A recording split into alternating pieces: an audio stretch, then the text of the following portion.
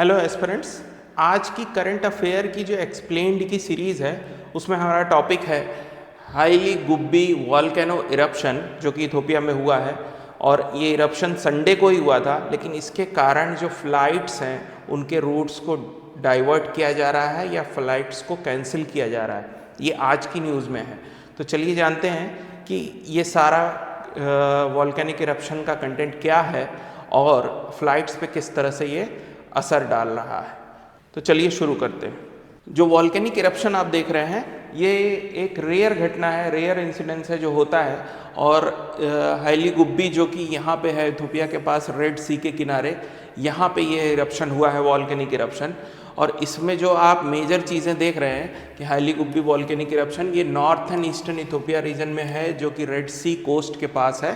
Sunday को यहाँ पे इरप्शन हुआ है और ये रेयर इवेंट है जो कि आप 12,000 साल के बाद देख रहे हैं कि इसमें फर्स्ट इरप्शन हुआ है। इरप्शन एक एक्सप्लोजिव इन नेचर था, लेकिन इसमें कोई भी लावा या मैग्मा फ्लो ऑकर नहीं किया है।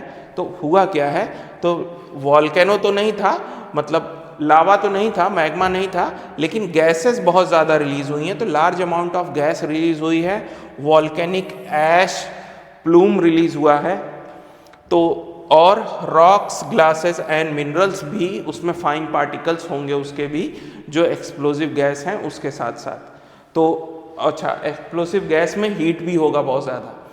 तो जैसा कि आप देख रहे हैं कि ये जो प्लूम है ये राइज कर रहा है हाइट में ऊपर की तरफ। तो हाई इंटेंस हीट क्योंकि इसमें होती है, और जब हीट होती है तो वो अपने सराउंडिंग एयर को भी हीट करता है। और जब एयर हीट होती है तो ये सब हमने साइंस में पढ़ा हुआ है कि वार्म एयर राइजेस अप, तो अप राइज करेगा वार्म एयर, इसीलिए इसका आप मूवमेंट देख रहे हैं कि हाई एल्टीट्यूड की तरफ जा रहा है, यानी कि अपर ट्रोपोस्फियर रीजन में, या आप कह सकते हैं कि लोअर स्ट्रेटोस्फियर रीजन में ये मूव कर रहा है 15 से 40 किलोमीटर एबव द सरफेस। तो ये जो एल्टीट्यूड है उसमें ऊपर जा रहा है। At these Heights strong up level wind current, अच्छा इस हाइट पे एक स्ट्रॉन्ग जेट स्ट्रीम भी होती है, जो जेट स्ट्रीम इस प्लूम को एक डायरेक्शन दे रही है, यानी कि ये अब वेस्ट टू ईस्ट की तरफ बढ़ रहा है। ठीक है, और वेस्ट में तो ये ऑकर हुआ, तो उससे ईस्ट में फिर इंडिया की तरफ बढ़ रहा है। तो जो कि न्यूज़ में है भी कि आप देखेंगे कि यहाँ पे ये इरप्शन हुआ, तो यहाँ से ये बढ़ता हुआ इंडिया में गुजरात, राजस्थान, न्यू दिल्ली, उत्तर प्रदेश से होते हुए चाइना की तरफ चला जाएगा। आज जब मैं ये वीडियो आपको अपलोड कर रहा हूँ तो ये ट्यूसडे है आज, तो ट्यूसडे इवनिंग तक ये चाइना में एंटर कर जाएगा। मतलब ये वाला रीजन अब सेफ हो जाएगा इस प्लूम से। तो अभी इस रीजन में जो फ्लाइट्स हैं उनको डाइवर्ट कर दिया गया है या फिर कैंसिल कर दिया गया है। इस तरह का कुछ रीजन होता है प्लूम का। उसके बाद देखेंगे ये आप ऐश प्लूम जो है ये वेस्ट टू ईस्ट बढ़ रहा है, मैं आपको बता ही चुका। और ये एंटर करेगा गुजरात में, राजस्थान से होते हुए, दिल्ली, उत्तर प्रदेश से होते हुए ये चाइना की तरफ मूव कर जाएगा ट्यूसडे इवनिंग तक, ऐसा इंडियन मेट्रोलॉजिकल डिपार्टमेंट ने बताया है। अब इसका कोई डेंजर है तो देखिए, लैंड पे जो लोग हैं जो कि एयर ब्रीथ करते हैं तो उस हाइट पे तो हमारा कुछ है नहीं, तो हमें डरने की ज़रूरत नहीं है। लेकिन जो उस हाइट पे रहता है जैसे एयरप्लेन्स, तो जो उस हाइट पे जहाँ पे ये प्लूम है उस हाइट पे जो भी चीज़ें हैं उनके लिए सिग्निफिकेंट रिस्क है। और एयरप्लेन्स जो कि 10 से 14 किलोमीटर हाइट पे इंटरनेशनल कमर्शियल फ्लाइट्स जो हैं वो फ्लाई करती हैं, तो उनके लिए रिस्क है कि वो जो पार्टिकल्स हैं वो जेट इंजन्स को डैमेज कर सकते हैं, इंजन फ्लेरियल में कॉज कर सकते हैं, या फिर विंडशील्ड को डैमेज कर सकते हैं, एयर फिल्टर्स और सेंसर्स को डिसरप्ट कर सकते हैं।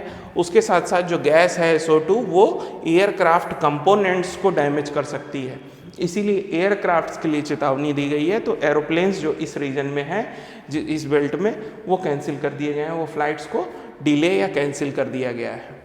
अब देखिए तो एविएशन रिस्पॉन्स क्या कह रहा है, वॉल्केनिक ऐश एडवाइजरी सेंटर्स, इन्होंने क्या किया है, रियल टाइम अलर्ट्स जारी कर दिए हैं, एयरलाइन रूट्स को डिले कर दिया गया है और या फिर रूट्स को चेंज कर दिया गया है ऐश जोन में न जाने के लिए।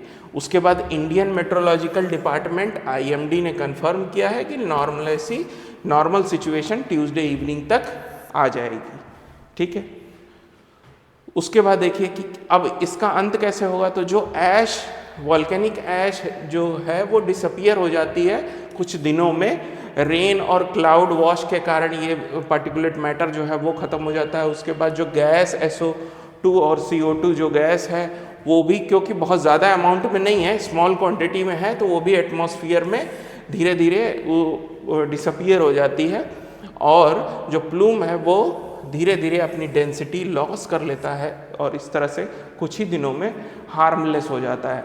तो इस तरह से इसका जो एंड हो जाएगा। लेकिन जो ये न्यूज़ है, जो आज की बड़ी न्यूज़ में से एक है, ग्लोबल न्यूज़ में से एक है, उसको हमने अच्छी तरह से एक्सप्लेन कर दिया आपको कि जो भी चीज़ें उसमें आपको एक जनरल अवेयरनेस के तौर पर पता होनी चाहिए, वो सारी चीज़ें मैंने डिस्कस कर दी हैं। अगर आप YouTube पे समर्पण IAS के रेगुलर सब्सक्राइबर और फॉलोअर हैं तो आपके लिए समर्पण IAS एक अधिकारी बैच चला रहा है जिसमें आपका GS को कवर किया जा रहा है ऑब्जेक्टिव पॉइंट ऑफ व्यू से, और फैक्ट्स और कॉन्सेप्ट दोनों डिस्कस किए जा रहे हैं उसमें। तो अगर आप किसी भी एग्ज़ाम की प्रिपरेशन करते हैं जिसमें GS एक रेलेवेंट पोर्शन होल्ड करता है, तो आपको इन वीडियोस को या इस बैच को ज़रूर फॉलो करना चाहिए और समर्पण IAS के YouTube प्लेटफॉर्म को सब्सक्राइब और बेल आइकन दबा के सब्सक्राइब करना चाहिए ताकि आपको नोटिफिकेशन भी मिलता रहे। अदर देन दिस, अगर आप कोई कोर्स चाहते हैं तो आप samarpan.ias.com पर जाकर हमारी वेबसाइट के थ्रू पेड कोर्सेज को भी अवेल कर सकते हैं। वेबसाइट पे काफ़ी कोर्सेज फ्री में भी पड़े हुए हैं, जैसे मेरा CSET का कोर्स फ्री में पड़ा हुआ है वहाँ पे, तो उसको भी आप एक्सेस कर सकते हैं। तो उसके लिए आपको samarpan.ias.com पर वेबसाइट पर जाना पड़ेगा।